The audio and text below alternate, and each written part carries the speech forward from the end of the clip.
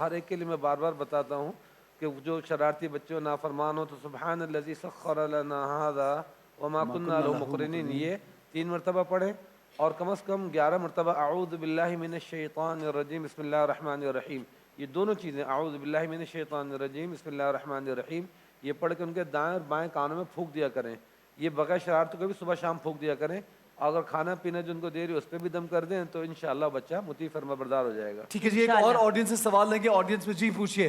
अस्सलाम वालेकुम। वालेकुम अस्सलाम। अच्छा, मेरा सवाल ये है कि मेरे बेटे और बहू में बहुत नातफाकियाँ, बेटे और बहू में बहुत लड़ाई झगड़े। वजह क्या है? वजह बताइए। वजह कुछ भी नहीं है, सुकून से दोनों रहते हैं, लेकिन छोटी छोटी बातों पे लड़ाई झगड़े।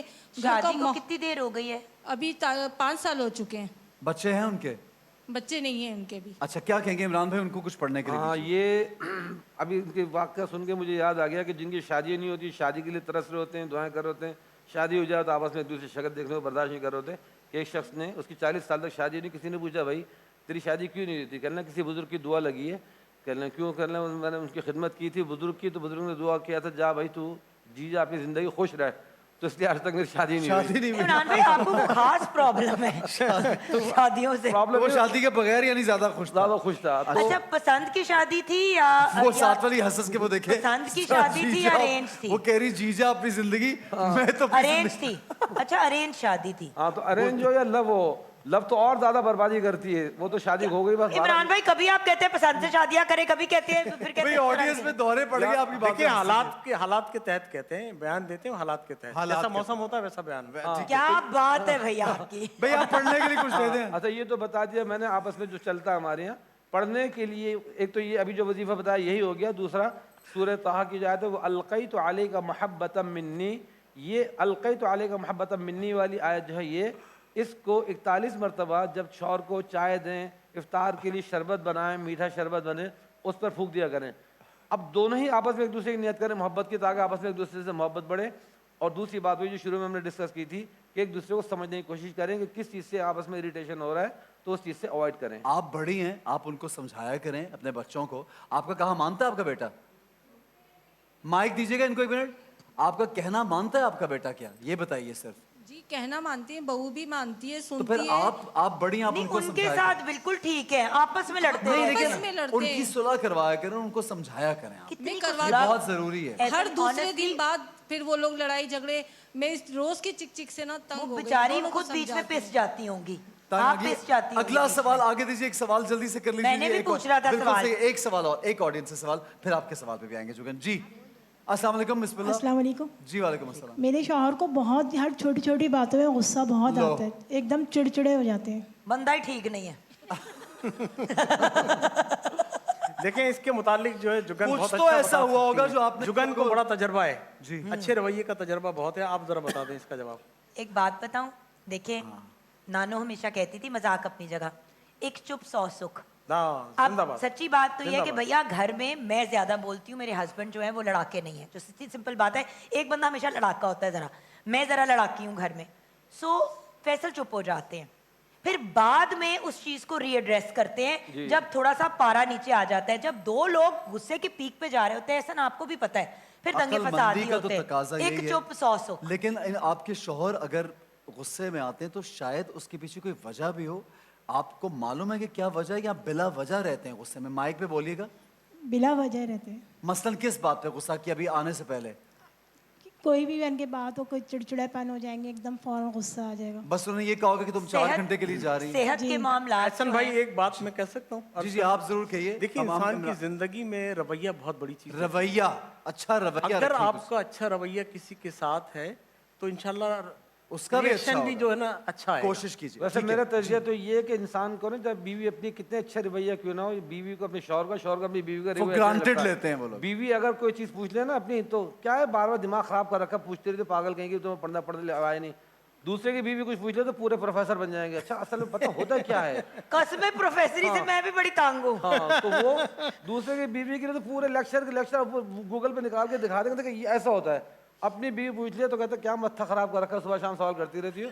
एक तो बुनियादी वजह यही है। बेसिकली अपनी बीवियों पे तवज्जो देनी अपनी चाहिए। बीवियों को खुश रखें। बीवियों को खुश रखना बहुत बड़ा सवाब का काम है।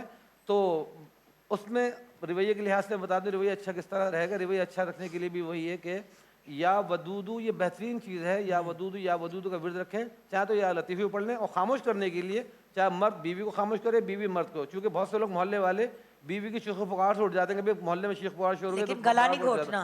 तो खामोशी के लिए चाहे बीवी का शोर करती हो शोर, तो सूरह यासीन की जो आयत है अल-यौम नख्तिमु अला अफ़वाहिहिम, ये क्या आयत है अल-यौम नख्तिमु अला अफ़वाहिहिम, कि आज के दिन हमने उसके मुंह पे ठप्पे लगा दिए।